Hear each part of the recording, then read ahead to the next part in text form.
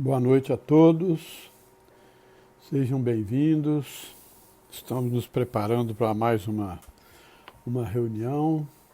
Enquanto aguardamos que outras pessoas vão chegando, ainda está um pouco cedo. A gente entra daqui a uns 2 minutos.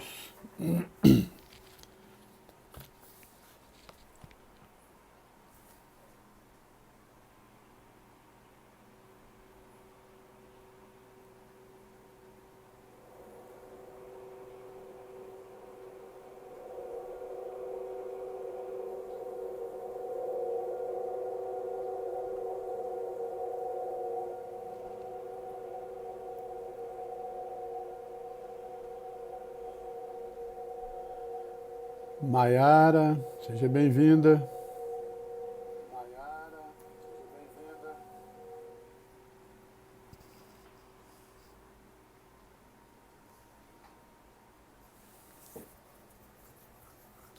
A gente começa daqui a pouco.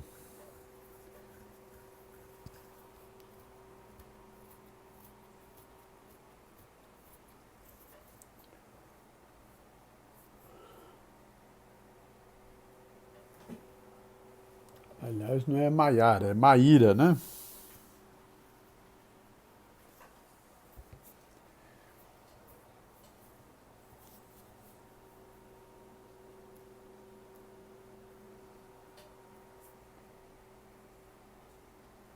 Sheila, boa noite.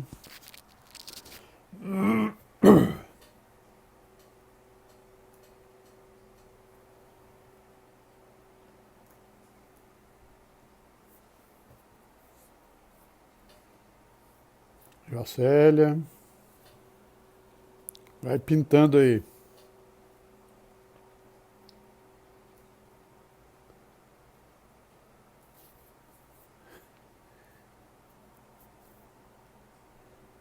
Tem uns nomes que as pessoas têm dificuldade, né, Maíra?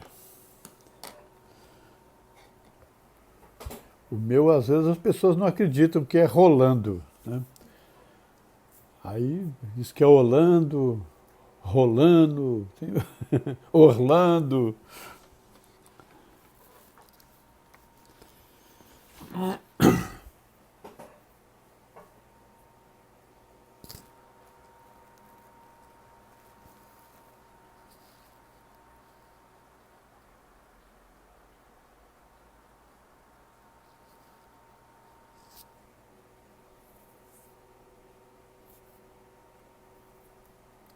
Marcito, tudo bem, Márcio? Melhorou?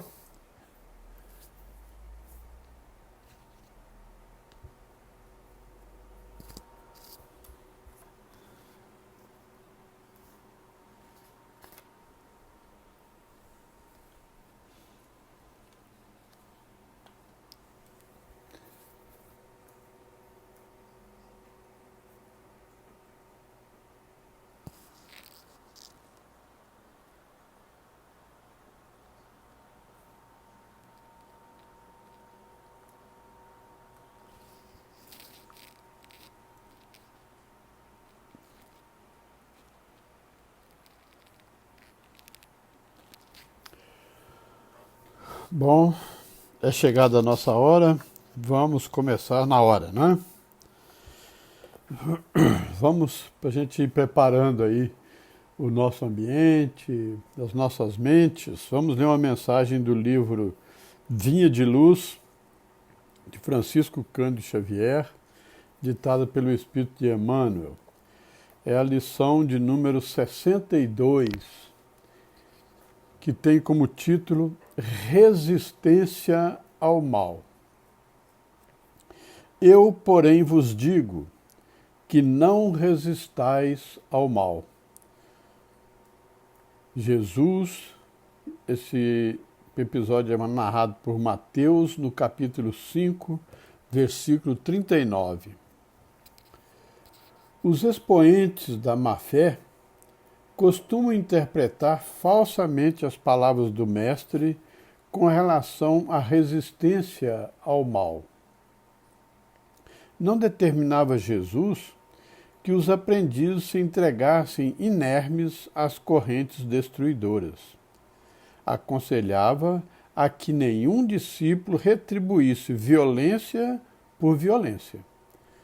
Enfrentar a crueldade com armas semelhantes seria perpetuar o ódio e a desregrada ambição no mundo.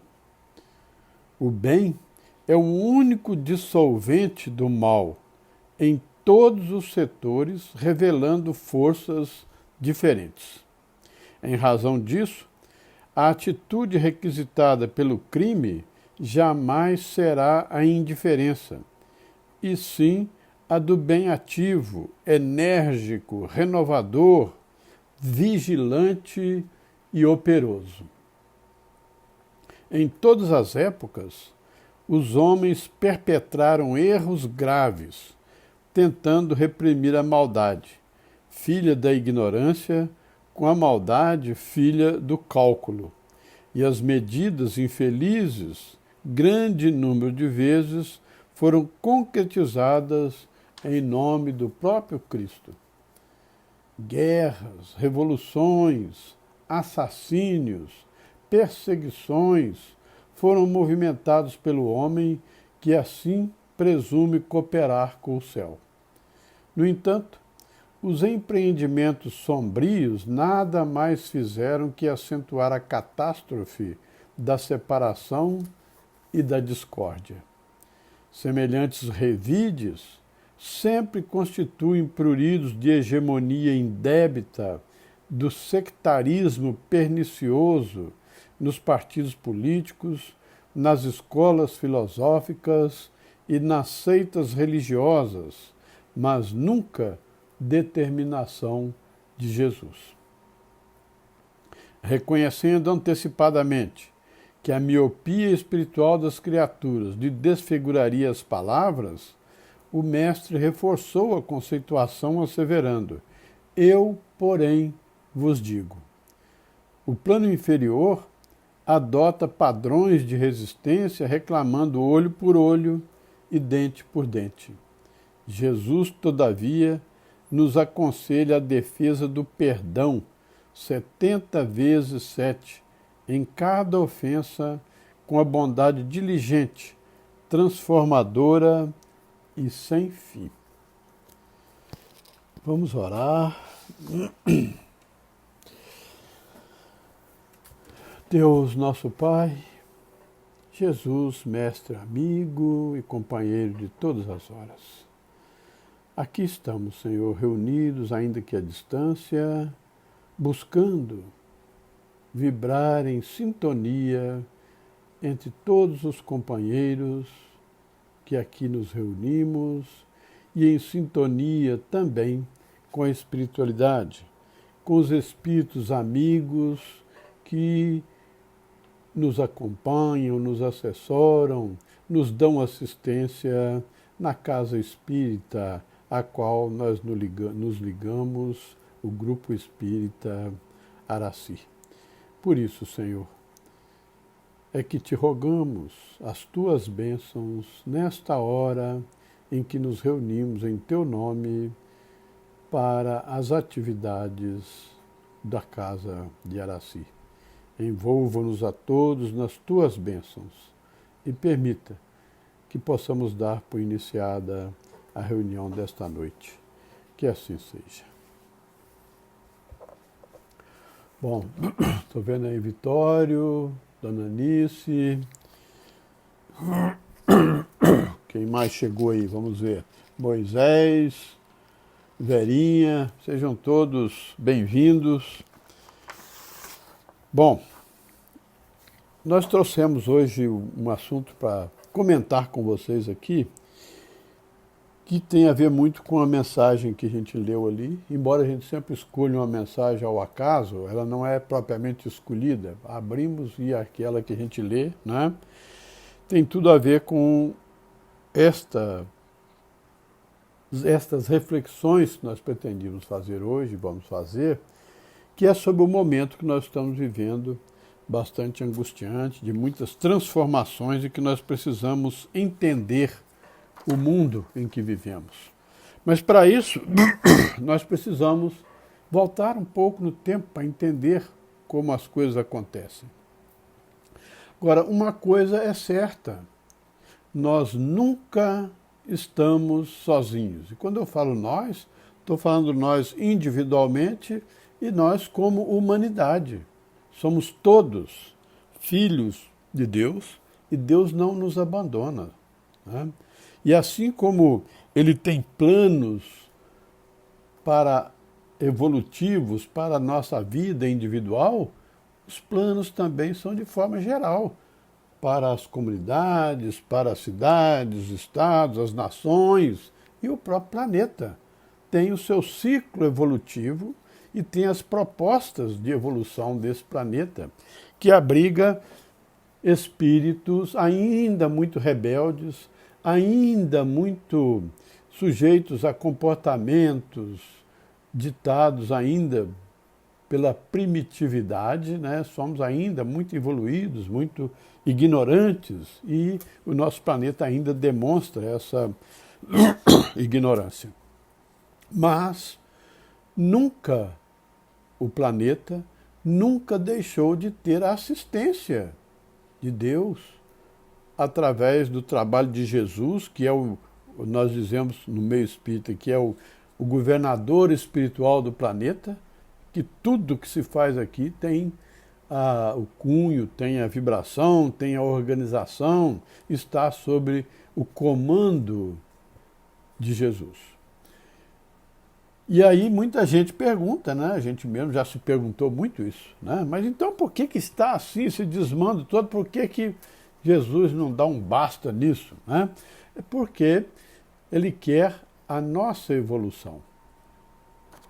E Ele, como nós somos criados por Deus, dotados de inteligência e livre-arbítrio, nós temos liberdade para usar o nosso livre-arbítrio, para movimentar a nossa vontade. E o Criador respeita este exercício, porque nós precisamos movimentar a nossa inteligência para crescer, para evoluir, porque só na prática é que a gente vai aprendendo realmente, né? Ainda muito ditados pela ignorância, vamos desenvolvendo mais mau hábitos do que hábitos mais saudáveis, né? Então, a nossa imperfeição faz com que a gente crie mais problemas do que soluções, do que uma vida mais reta, que é uma característica ainda do nosso atraso. Mas Deus esteve sempre no controle, Jesus esteve sempre no controle e traçando planos para o planeta, embora sejam planos que a gente não percebe de imediato. Porque só com o tempo que a gente vai perceber que as coisas mudaram, que houve um direcionamento diferente, né?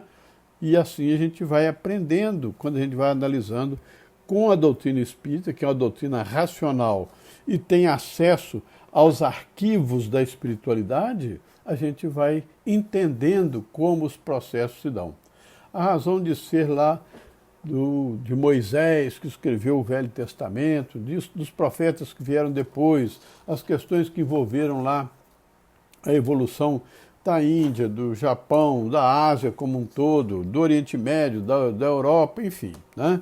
A gente vai aprendendo, existem obras espíritas onde a gente estuda tudo isso, né? E tem uma delas, chamada Brasil, o Coração do Mundo, Pátria do Evangelho, que tem uma questão muito interessante, porque fala de uma reunião que Jesus teve com alguns dos seus prepostos mais diretos para traçar alguns rumos aqui para a Terra.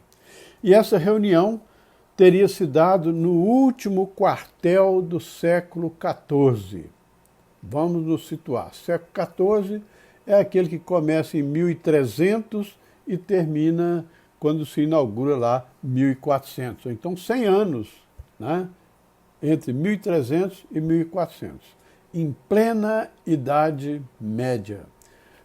E o Humberto de Campos, que é o autor desse livro, diz que essa reunião teria acontecido no último quartel do século. Então você divide um século em 4, cada um dessa coisa é um quartel, dessa fração é um quartel, né? Então no último quartel a gente entende que foi entre o ano de 1375 e 1400 que houve essa reunião.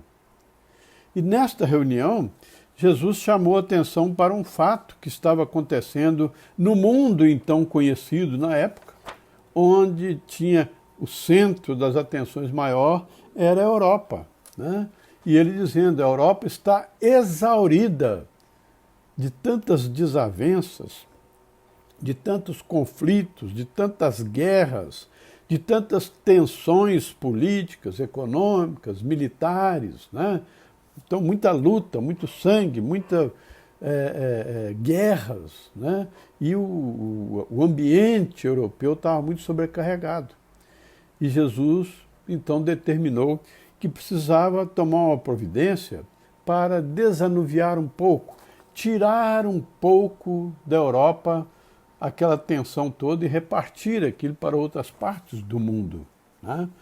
E ele resolveu, então, que tomaria-se providências para promover um equilíbrio maior na harmonia do planeta, se inaugurassem terras novas. As terras novas, né, era a América, o continente americano, América do Norte, América Central e América do Sul, que ainda não estava sendo explorado, conhecido por aquilo que chamavam de civilização da época que estava lá na Europa, no Oriente Médio, na África, né, na Ásia, em diversas regiões. Então precisava buscar terras novas. E Jesus então determinou que isso fosse feito e encarregou lá alguns dos seus comandados para que isso fosse feito, né? Então começaram-se as navegações. Isso foi entre 1375 e 1400, né? É muito interessante isso, porque foi depois disso que em 1394 nasceu Dom Henrique, ou Infante Dom Henrique, que ficou conhecido como Henrique de Sagres, que fundou em Portugal a Escola de Sagres, e essa escola que ensinava as artes da navegação, inclusive a construção de navios e tudo mais, e foi a partir daí que Portugal começou a investir nas viagens, nas navegações, e durante 200 anos Portugal teve um papel muito relevante nestas navegações. E foi isso que resultou depois na descoberta do Brasil, né, em 1500, graças ao trabalho lá de Dom Henrique. Dom Henrique, aliás, era um dos espíritos que estava junto com Jesus naquele planejamento. E Jesus disse, você vai reencarnar e vai tomar as primeiras providências. Ele então nasceu em 1394, filho lá de uma família real em Portugal, e depois começou a tomar as providências e fundou a Escola de Sagres, convocando especialistas da área de navegação para ajudar nesse trabalho, e fez realmente um trabalho pioneiro, muito grande, e que elevou a condição de Portugal com uma condição muito boa na época, né? Foi esse mesmo impulso que levou à descoberta dos Estados Unidos, né? 8 anos antes do Brasil, né? Não pelos agentes da Escola de Sagres, lá foram patrocinados pela Espanha, né? Um italiano, que foi o Colombo, que descobriu lá a América. Com uma diferença, né? A América teria, principalmente a América do Norte, que hoje nós conhecemos como Estados Unidos, né, teria um papel preponderante, muito importante nesse contexto, porque ali se edificaria uma nação para onde iriam espíritos já muito experimentados na organização de país e tudo mais, né, para que ali se tivesse um foco de poder econômico, político e militar que pudesse fazer frente ao poderio que estava na Europa, equilibrando um pouco, retirando um pouco daquela força da Europa e levando para lá e trazendo um equilíbrio, porque ficava mais ou menos no meio do caminho, lá no Pacífico, entre a Ásia, o Japão, a China, né, facilitando assim o trânsito, o comércio que viria a acontecer depois. E era preciso aliviar as tensões da Europa, e daí principalmente a descoberta da América, ou levando o desenvolvimento da época para as Américas. E os Estados Unidos acabou se constituindo mesmo numa força importante. 270, isso foi 70 anos, mais ou menos 280 anos depois do descobrimento dos Estados Unidos, né? Eles já proclamaram a sua independência, e foi uma independência conquistada a ferro e fogo, porque eles tiveram que lutar, fizeram uma guerra contra a principal força que existia na época, força militar que existia na época, que era o Império Britânico.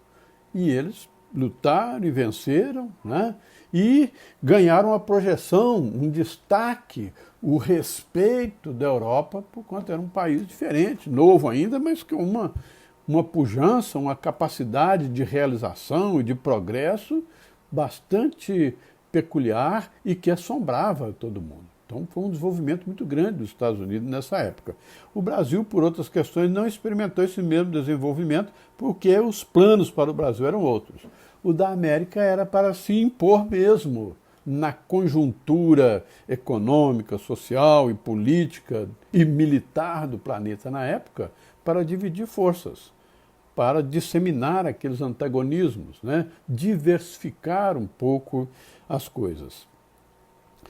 E depois a gente vai ver os Estados Unidos participando da Primeira Grande Guerra Mundial, né, 1914 a 1918, e aí ele ganhou uma projeção muito importante, porque as tropas americanas foram para a Europa, lutar na Europa contra a Alemanha, e isso colocou os Estados Unidos ainda numa posição de mais proeminência e de mais respeito lá na própria Europa, né? E a Segunda Grande Guerra, de 1939 a 45, onde o papel dos Estados Unidos também foi de extrema relevância, muito importante, né? E com esta hegemonia, esta luta dos Estados Unidos, esse desempenho dele, de forma muito progressista, muito proveitosa para a humanidade, temos que reconhecer nessa época. E depois veio o fenômeno que nós chamamos da Guerra Fria, né, que depois da Guerra de 45, não havia mais uma guerra declarada, mas havia duas potências disputando o poder, disputando a hegemonia no planeta, que era a União da República Socialista, a União Soviética, que hoje nós conhecemos como Rússia, né, e os Estados Unidos, que acabaram se contrapondo um contra o outro numa guerra fria, numa guerra de espionagem, enfim, que acabaram polarizando essa tensão, e que nessa situação os Estados Unidos, com o apoio da Europa, acabaram levando vantagem, de forma que os Estados Unidos estabeleceu uma hegemonia muito grande, uma força muito grande no planeta, né? Basta dizer que, principalmente depois da queda da Rússia lá no Muro de Berlim, e que caiu a cortina de ferro, e a União das Repúblicas Socialistas Soviéticas voltou a ser só a Rússia, ou dividiu-se ali aquele poderio todo que a Rússia tinha, e os Estados Unidos passou a dominar com muita clareza. De forma que hoje existe uma ordem vigente no planeta, uma ordem geopolítica, onde os Estados Unidos têm uma força muito grande. É o país mais rico do planeta, é o país que tem a maior força militar do planeta, e eles têm um ímpeto de dominação, de influência, como tinha o Império Romano Antigo, né? Aliás, muitos dos que estão nos Estados Unidos hoje eram do antigo Império Romano, reencarnaram lá com aquele mesmo ímpeto, até o símbolo da águia é o mesmo, né? Do patriciado romano, está lá nos Estados Unidos da América, de forma que ele estabeleceu uma hegemonia mesmo, política, geopolítica, militar. Para vocês terem uma ideia, os Estados Unidos hoje têm bases militares em 800 pontos do planeta. Então, em todo o planeta, os Estados Unidos têm base militar, e é a maior economia do planeta. Esta é a hegemonia dos Estados Unidos, impondo muito a sua vontade, as suas leis, o seu império, né? Que não é como o Império Britânico, porque se diz mais democrático e tal, mas nem sempre funciona assim, né? Então a gente costuma dizer, virou o xerife do mundo. Ele se acha com autoridade, faz isso interferindo em países, promovendo guerras e conflitos e tudo mais. É muito importante a gente entender isso para a gente entender o que está acontecendo nesse conflito da Ucrânia com os Estados Unidos. Aliás, da Rússia com a Ucrânia. Né? Qual é a motivação? Ali não é rivalidade entre Rússia e ucraniana, eles são povos irmãos. É que a Ucrânia fica num lugar estratégico, num ponto estratégico. E, na verdade, a Rússia está se utilizando desse pretexto, com as razões muito bem postas que ela coloca lá, embora isso não justifique a invasão que fez, a guerra que está promovendo, o morticínio que está promovendo lá na Ucrânia. A gente deplora isso, mas nós temos que analisar friamente a história e o que está acontecendo. Qual é o grande interesse que tem por trás de tudo aquilo ali? Porque conflitos armados tem para todo lado. No Oriente Médio, na Síria, na Líbia, teve lá no Kuwait, né? Teve, enfim, só os Estados Unidos promoveu guerras à vontade por aí. No mesmo dia que o Putin invadiu lá, 24 de fevereiro, invadiu a Ucrânia, os Estados Unidos estavam bombardeando a Somália. Ninguém fala nisso. Qual é a importância disso? É gente que está morrendo. É a humanidade que está sofrendo com isso. Os Estados Unidos apoiam a Europa lá, invadindo apoia a Arábia Saudita lá, com armas, com tudo, para invadir o Iêmen, né? Impondo sofrimento. Por que a tensão agora, com esse problema da Rússia, tomou importância maior? Ah, porque pode descambar para uma terceira guerra. Não é só isso. Não é só isso. É o interesse geopolítico. O que está se discutindo ali, na verdade, é a Rússia, com um apoio mais discreto da China e ainda um outro mais discreto, mas está ali presente, da Índia, que são os dois países mais populosos do planeta, né? A China com 1.400.000 habitantes e 1 bilhão, né? E a China como 1.300.000 e poucos também, apoiando discretamente a Rússia. São países de extrema relevância. Então o que se está discutindo ali, se está estabelecendo ali, é questionando a ordem geopolítica vigente sob o domínio dos Estados Unidos. E os especialistas da área, né, que discutem essas questões, já dizem que desse conflito vai sair uma nova ordem geopolítica, onde os Estados Unidos certamente não terão tanta preponderância mais. A China vai ocupar principalmente a China, não tanto a Rússia, mas principalmente a China vai ocupar uma importância maior, isso não necessariamente com guerras, pelo poder econômico que a China já conquistou. Ela hoje é a segunda economia do planeta, né? Crescendo aceleradamente, enquanto que os Estados Unidos está meio estagnado. Então, a China deve ter uma importância maior nesse conceito e uma nova ordem geopolítica deverá se estabelecer no planeta. E é importante que a gente entenda isso, porque nós estamos nesse planeta e nós sentimos os reflexos disso, né?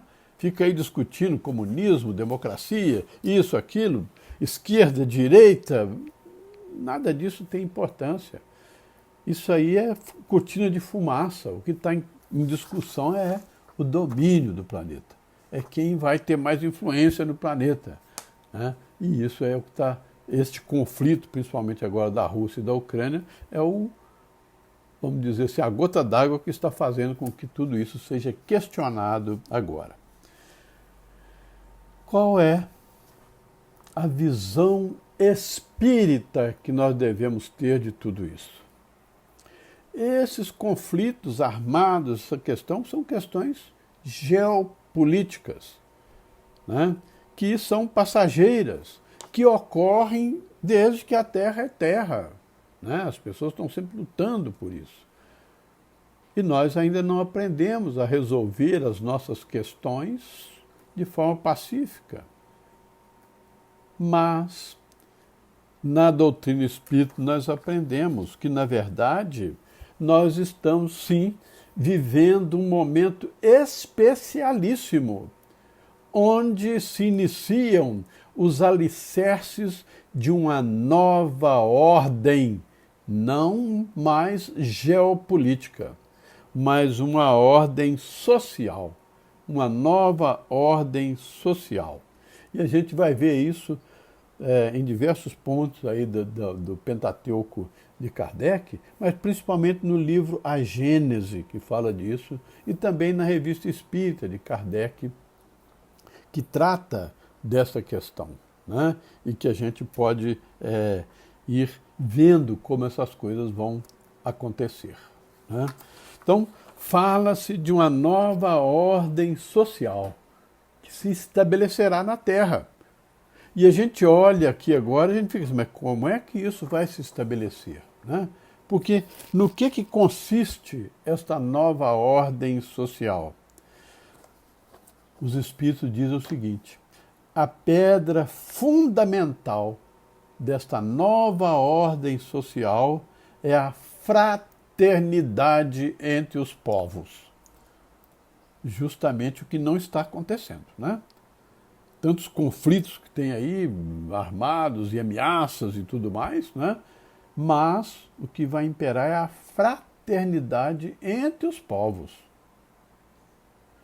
Uma fraternidade real, não de hipocrisia, mas uma fraternidade real, legítima. E olha o que eles dizem: e esta fraternidade se efetivará, se tornará uma realidade com base em uma fé inabalável. Olha a importância disso. Essa fraternidade universal se estabelecerá, se efetivará com base em uma fé inabalável. A importância da fé. Mas é preciso que a gente faça aqui uma ressalva. Nós não estamos falando aqui, nem os Espíritos estão falando aqui, de uma fé ditada por esse religiosismo que a gente está vendo aí.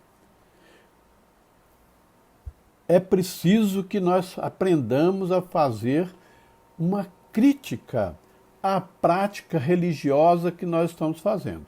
Tanto as igrejas evangélicas, quanto a igreja católica, as outras do Islã, como o Espiritismo. Porque o Espiritismo está enveredando mais ou menos pela essa mesma senda que é equivocada. Nós temos que tirar essa questão do religiosismo, nós não estamos falando de religião, do religiosismo, né? Da mística que vai se criando, dos dogmas que vai se criando e que levam ao fanatismo, ao dogmatismo, às particularistas, né? Se tornam religiões particularistas que acabam se contrapondo umas contra as outras, sectárias, né? Então os crentes lá se chamam de irmãos e quem não é profitente lá dos batistas ou dos adventistas não é considerado irmão? Se somos todos filhos de Deus? Os evangélicos formam lá o grupo deles e quem não é evangélico não é irmão, não é filho de Deus? Isso são organizações humanas, não tem nada a ver com a vontade do Pai e muito menos com o que o Cristo disse. O Cristo não fundou religião nenhuma e abraçou todos os povos. Quando ele convocou Paulo, era para Paulo levar o evangelho para os gentios, para as gentes, para aqueles que não eram nem judeus e nem romanos, para toda a terra. E Paulo fez isso. Então o evangelho é para todos. E a igreja que nós devemos honrar e que devemos zelar, não é essa igreja de rótulo, de prédios suntuosos. Não. É essa que nós instituímos na nossa mente, dentro de nós. Nós, cada um de nós, somos os verdadeiros templos da divindade. Somos uma centelha divina. Precisamos aprender isso. Então a fé que estamos falando não é desse religiosismo fanático, dogmático, sectário, particularista, que joga uma religião contra outra. A maioria das guerras que se constituiu, principalmente na Idade Média, ou até a Idade Média, eram guerras religiosas, as cruzadas, né? Os conflitos se estabeleciam, eram povos dizimando povos em nome do seu Deus, do seu agente religioso, né? Que a gente precisa acabar com isso na Terra. Nós falamos, então, quando falamos dessa fé que, com base, uma fé inabalável, que se tornará os fundamentos dessa fraternidade que se estabelecerá na Terra, nós estamos falando de uma fé racional, fundada em princípios que possam ser aceitos por todos os religiosos, por todos os não religiosos, os céticos, até pelos ateus, né? Aqueles que não dizem, que se dizem que não acreditam na existência de um Deus. Mas que devemos todos fundar esta fé no princípio de que existe um Criador de todas as coisas, que hoje a própria ciência já admite, né? A ciência humana já admite. Então, um Deus, que nós chamamos de Deus, né? Os árabes lá chamam de Alá e outros dão outras concepções, mas nós chamamos de Deus, né? Então, é preciso que a gente tenha primeiro este fundamento. E depois entender que nós somos, cada um de nós temos a nossa alma, ou somos uma alma além desse corpo. Que quando esse corpo se destrói, a alma continua vivendo. Continua com a sua inteligência, com a sua capacidade, continua agindo neste mundo na espiritualidade. E depois de algum tempo ganhando experiência, ela retorna aqui para retomar aqui o seu processo evolutivo. Então estamos falando também de um futuro. Não aquele futuro que se acaba com a morte, como as outras religiões pregam. Não. É um futuro em que existem realizações. E nós vamos entendendo que temos um passado, que já adquirimos experiências nesse passado, hoje estamos num corpo de carne, amanhã, quando deixarmos esse corpo, continuaremos vivendo. Tem uma promessa, tem uma esperança de crescimento, de evolução, de desenvolvimento, de virtudes que cada um de nós podemos desenvolver. Garantido pelo próprio Cristo. Tudo que eu faço, vós também podeis fazer, e muito mais. Nós não faríamos isso numa única encarnação, né? Precisamos de muitas experiências nesse campo para ir crescendo gradativamente. Então, o futuro, garantindo o progresso individual, e com o progresso individual, também trazendo o progresso para o todo, para a Terra, que é o que se almeja para tudo, né? Além de uma perpetuidade das relações entre os seres, ou seja, estabelecendo relações duradouras, profícuas, produtivas entre os diversos povos, trocando, fazendo a diferença nestas questões, estabelecendo um clima de confiança entre os povos e um regime duradouro de realizações das coisas, você fixando projetos e cumprindo aqueles projetos para o globo todo. É esta a proposta dos Espíritos, é esta a proposta de Jesus que vem sendo implantada pelos seus comandados. Agora, respeitando sempre o nosso livre-arbítrio. Por isso estabelece lá uma guerra e ele não intervém. Não para. Até que chega um limite. Agora chega, vamos parar com isso, né? As crianças já brigaram demais, vamos parar. Foi o que houve, por exemplo, com a Alemanha, que quando esbarrou com quem derrotou a Alemanha lá na Rússia. Primeiras derrotas alemãs. Foi o inverno, que eles não puderam vencer. E aí facilitou para as tropas russas, e aí perderam força, e os aliados do lado de cá também avançaram e acabaram com os resultados que resultaram na guerra em 1945. Né? Então é preciso que a gente atente com essas questões, para nós entendermos duas coisas nesse processo todo. Que há um progresso. Nós progredimos, né?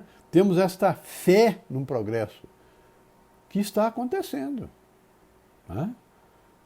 Como é que a gente vê isso? O progresso intelectual é notório. A Terra avançou. Nós não temos mais o mesmo padrão de vida e a mesma tecnologia que existia há 2000 anos atrás. Como é que era a vida lá? Né? Não. Quanta coisa o homem descobriu, desenvolveu e que vem facilitando a sua caminhada. Nos últimos 50 anos, 70 anos, principalmente de 1950 para cá, o desenvolvimento da Terra foi num crescendo nunca jamais visto. Nós que já temos uma certa idade, né, eu tenho 71 anos, que vivi a década de 60 já entendendo alguma coisa, era uma realidade, que a nossa realidade hoje é completamente diferente. Quando eu tinha lá 14, 20 anos, né, se falasse que eu viveria uma época em que eu teria um aparelhinho como esse celular, em que eu entraria em contato com o mundo todo e que teria imagens, que eu falava diretamente no mesmo momento, que eu poderia fazer uma palestra e que gente como vocês estão assistindo de locais às vezes distantes, eu não ia acreditar. Foi essa história da carochinha, né? O cara tá maluco. Mas é uma realidade. Né? Os meios de comunicação, a tecnologia, a ciência avançou muito. A ciência médica hoje faz coisas que nem se sonhava naquela época. Né? E a gente precisa entender isso. Então, este progresso intelectual aconteceu. Progresso intelectual, tecnológico, eletrônico, né? Facilitando os transportes, os meios de comunicação, a ciência médica, as letras, né? O processo de comunicação que nós temos, enfim, o conforto que nós já temos hoje, são avanços. A gente pode se deslocar aqui, pegar um avião e facilmente, desde que tem dinheiro, né? Por exemplo, para o Japão, do outro lado do mundo. Isso não... Cabral levou 3 meses para vir de Portugal aqui naquelas caravelas. Hoje a gente faz isso em 6, 8 horas, né? É vupt. E entrando aqui pelo celular, a gente que se comunica. Temos amigos na Europa que você fala com eles diariamente. Minha filha estudou lá um tempo e a gente se comunicava quase que diariamente, pelo celular, com imagens, vendo. Né? Uma beleza. Então o avanço intelectual, o progresso intelectual é inquestionável, ele aconteceu. E isso aconteceu muito, já trazendo este conceito da fraternidade entre os povos, uma fraternidade real, graças ao comércio, onde hoje você compra coisas do mundo todo, você compra pelo celular, você pede coisa e chega aqui dentro de algum tempo, né?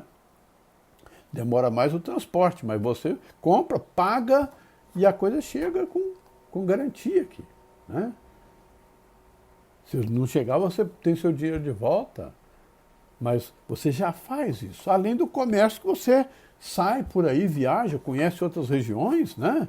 Antigamente a pessoa para fazer uma viagem para o exterior era uma aventura, era um ou outro que fazia. Hoje qualquer pessoa junta lá um dinheirinho e pode conhecer lá Portugal, conhecer os países aqui da América do Sul, os Estados Unidos, quanta gente vai para Miami, vai para Orlando, enfim, né?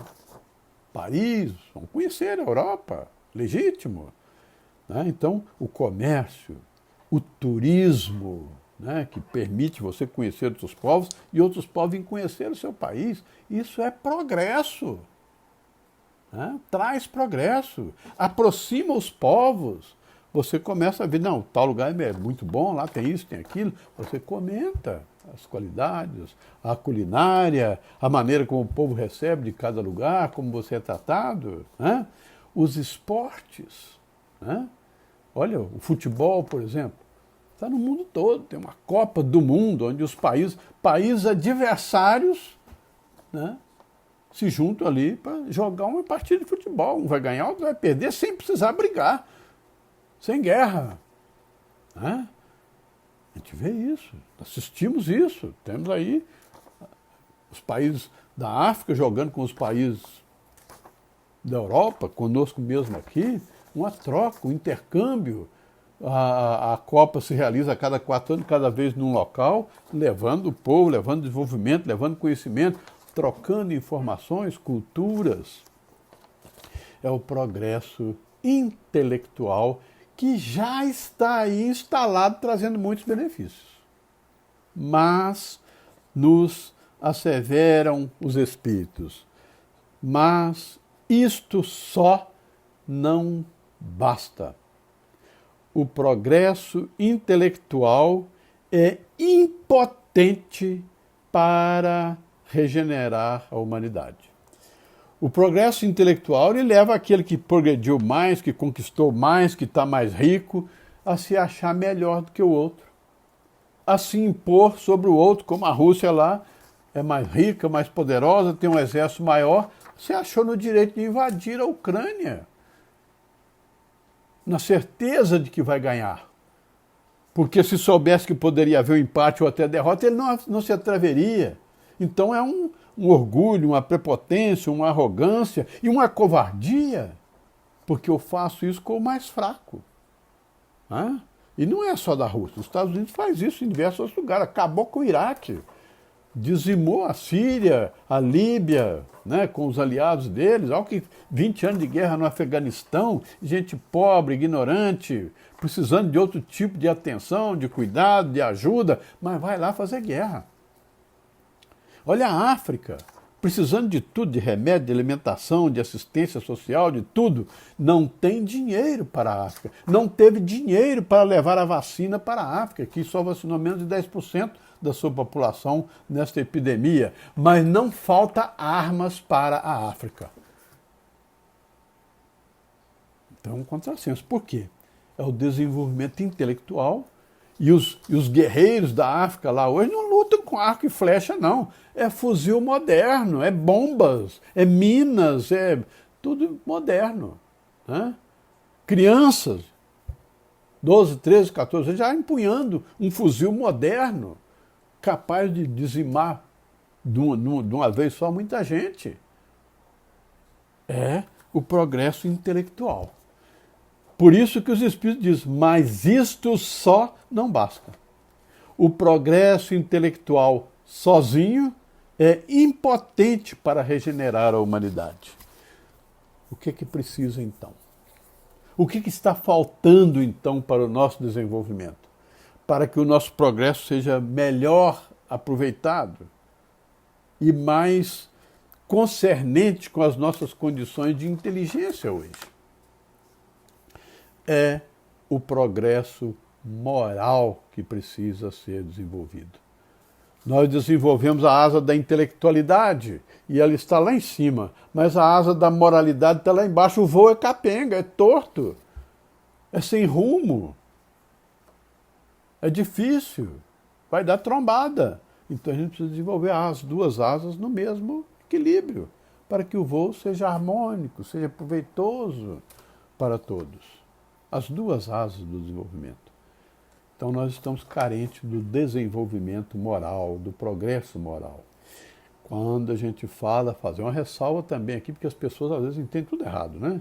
Quando a gente está falando aqui de progresso moral, não estamos falando desse moralismo barato, dos costumes que vivem vomitando coisas e desacertos pela internet aí não, né?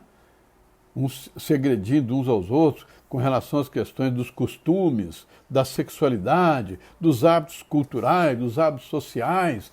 Não é disso que nós estamos falando. Nós estamos falando de um outro tipo de progresso moral, ou seja, do desenvolvimento do senso moral da criatura. Uma moralidade mais racional, mais útil para a humanidade, que não discute essas puerilidades, essas questões tão infantis ainda, e que se brigam por conta delas, mas que se mais voltada para as questões do caráter das pessoas, da honestidade das pessoas, da dignidade das pessoas, da ética das pessoas, né? Sem os preconceitos que abundam por aí.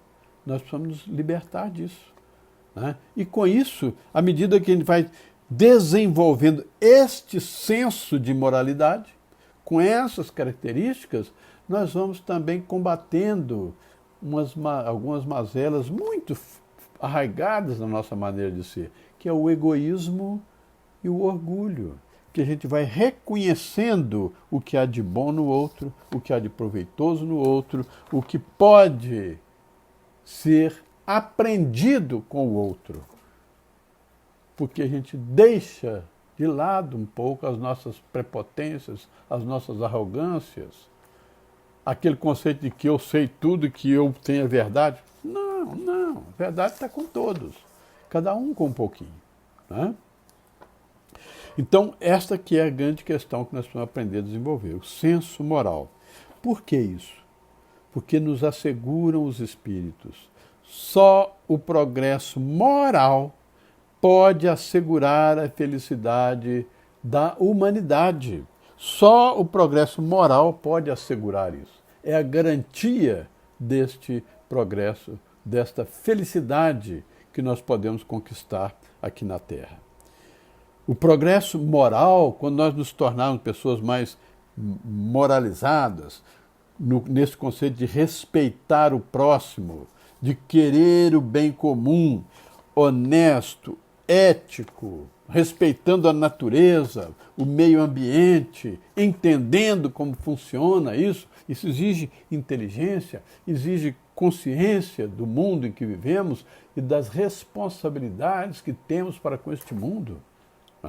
Quando a gente vai entendendo isso, a gente coloca então, ou começa a colocar, um freio nas paixões ditadas pelo orgulho e pelo egoísmo.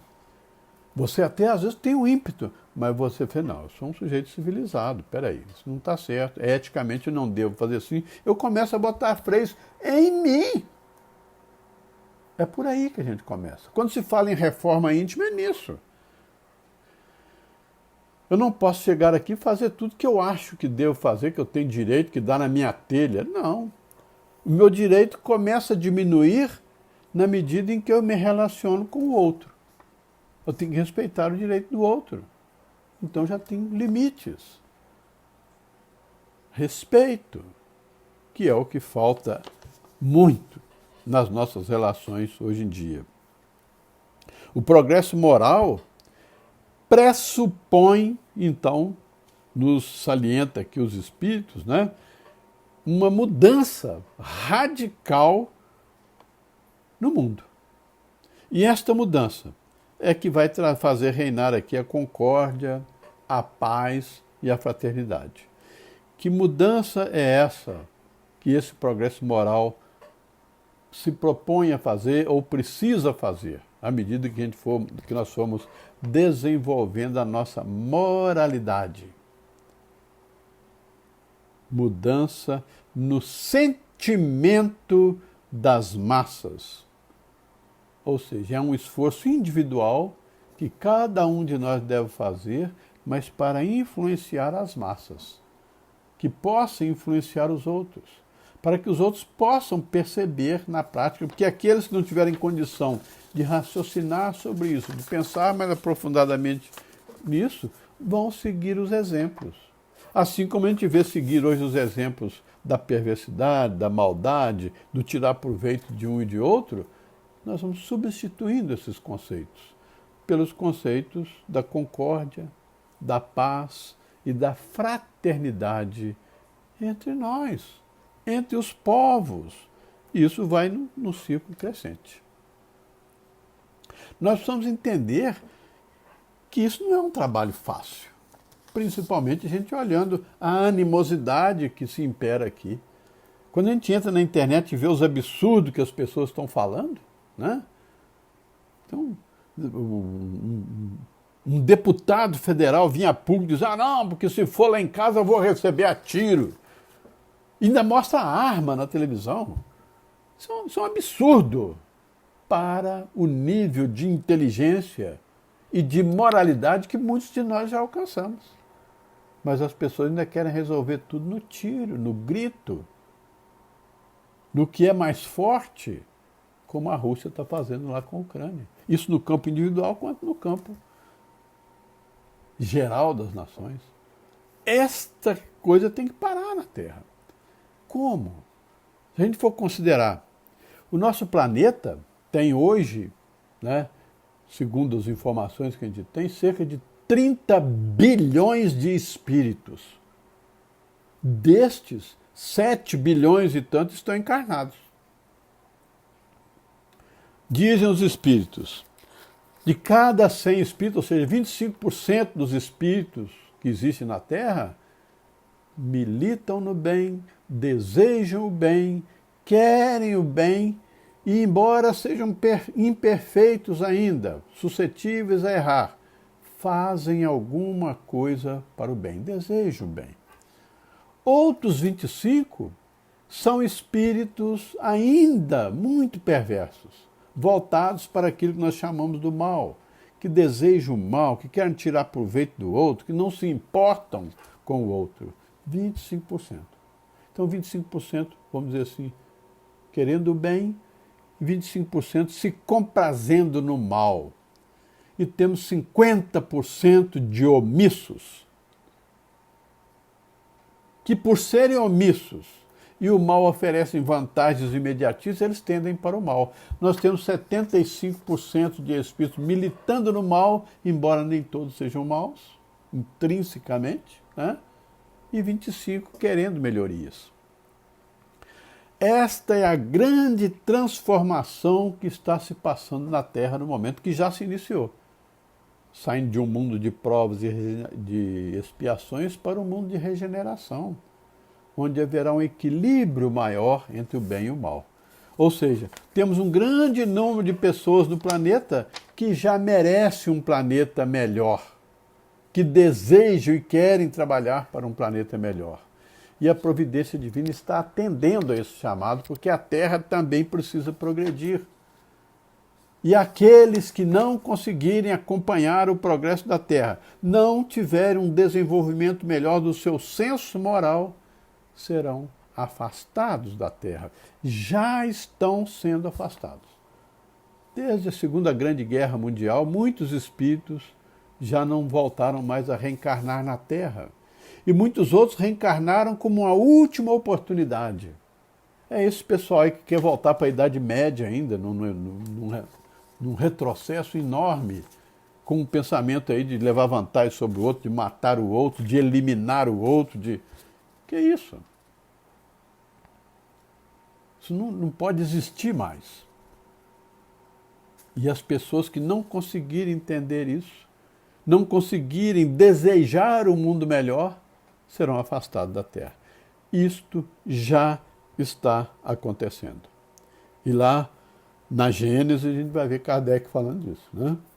É uma geração que desaparece e uma geração nova que já está reencarnando também. Daqui a 10 anos, nós já vamos ver espíritos diferentes aqui, com um pensamento diferente, com realizações diferentes. A gente já percebe algumas coisas. As crianças que estão nascendo hoje, com inteligência, com a capacidade de argumentação, com uma visão do mundo e com uma maneira de se colocar que às vezes nos surpreende. Porque são crianças já, espíritos que estão renascendo aqui, com uma possibilidade melhor, com uma capacidade de fazer as coisas de forma diferente, mais preparadas, aparentemente mais inteligentes. Não é que sejam mais inteligentes, mas estão mais condicionadas a utilizar melhor a sua inteligência. Como é que nós devemos nos comportar aqui para merecermos ficar na Terra e participarmos desse mundo novo? Quando eu falo ficar na Terra, todos nós vamos desencarnar. Mas muitos não voltarão a reencarnar na Terra mais. Enquanto que aqueles que ficarem, daqui a 20, 30 anos, vão encarnar de novo. 50 anos, 100 anos, vão reencarnar de novo, para retomar aqui o seu processo de desenvolvimento. estabelecendo essa rotina que a gente vem já há milhões de anos, milhares de anos, né? Dezenas, centenas de milhares de anos neste processo. Como a gente deve se comportar, então, diante de tantas incongruências desse mundo aflitivo que a gente está vivendo? Vigiar os nossos comportamentos, modificando o nosso sentimento, porque essa mudança pressupõe uma radical mudança no sentimento das massas. É o que dizem os Espíritos. Como é que eu faço para integrar essa nova massa de espíritos que ficarão na Terra?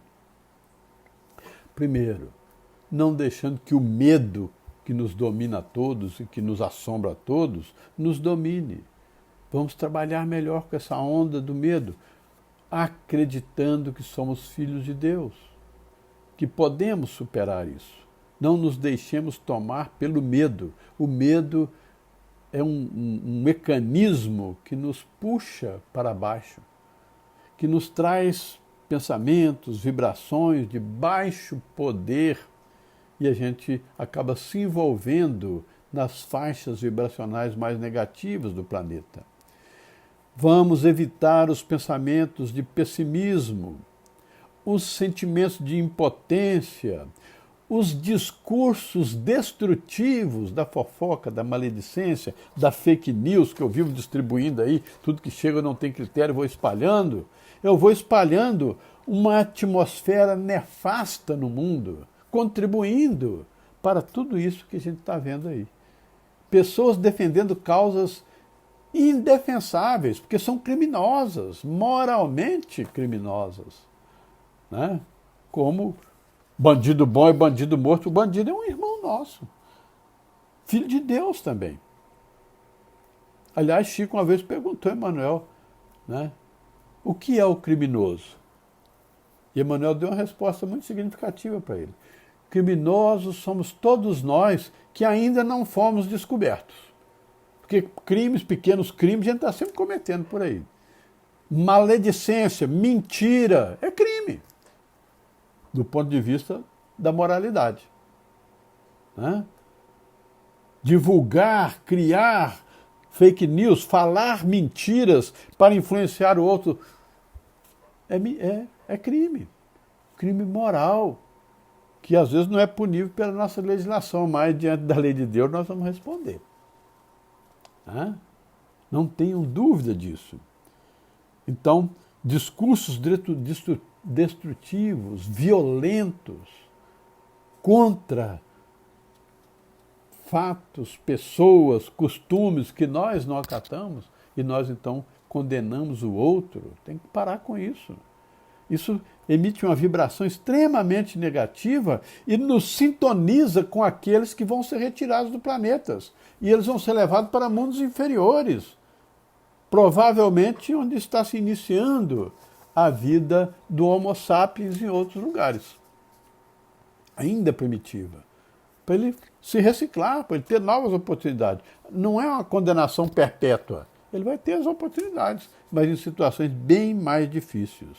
E de contrapartida a gente começar a alimentar ideais nobres, procurar fazer o bem, uma leitura saudável, desenvolver o hábito da leitura, leituras saudáveis, leituras que nos enriqueçam, desejar o bem e fazer o bem, nutrir em nós sentimentos de paz, de harmonia para conosco, para com nossos familiares, para com nossos vizinhos, para com a humanidade, porque aí nós estamos nos adequando para essa nova proposta. E isso tudo está dentro de um conceito que é a bandeira do Espiritismo, vamos dizer assim, né?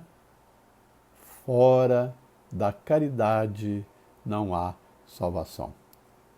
O Espiritismo diz isso. E os Espíritos dizem, nós precisamos desenvolver o progresso moral para criar um mundo mais fraterno, mais humanitário, mais caridoso.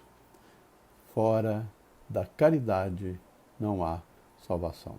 Vamos fazer a caridade. Não a caridade só de dar coisas, dar alimentos, dar roupa para quem precisa. Isso também é caridade. Mas a caridade no trato com o outro.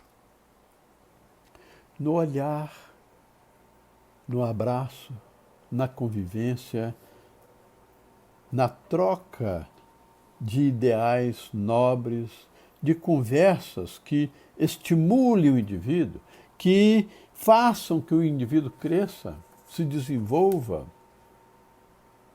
que possamos fazer isso naturalmente conosco e com todos aqueles que nos cercam.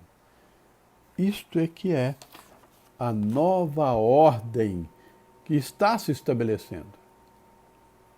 Vai caber a cada um de nós se vamos participar dela ou não, porque ela vai se instalar com a nossa participação ou apesar da nossa participação.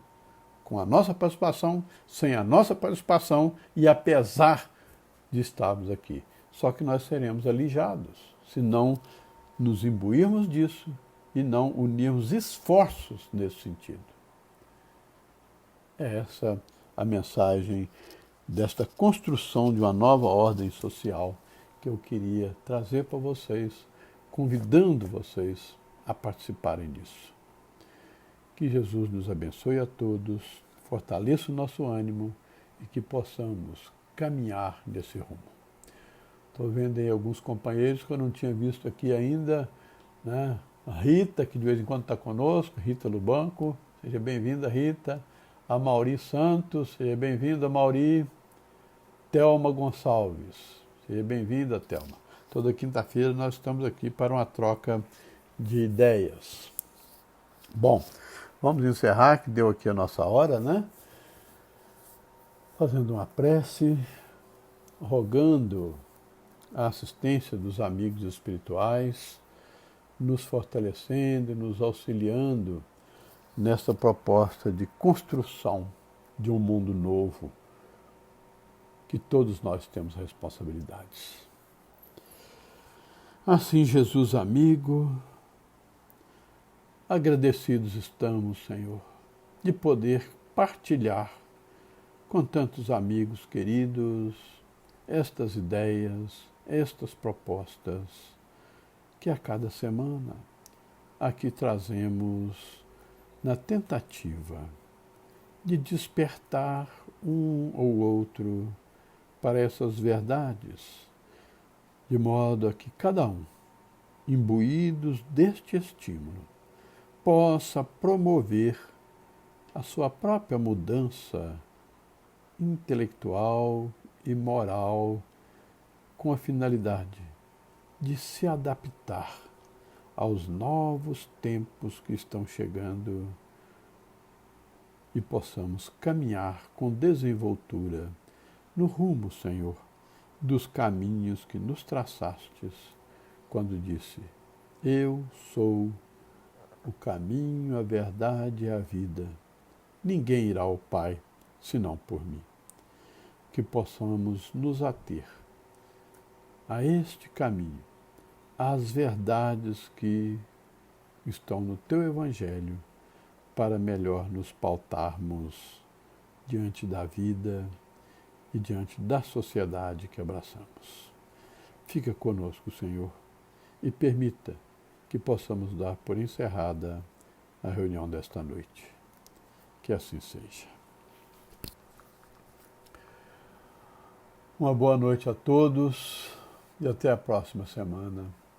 Estaremos aqui, se Deus quiser.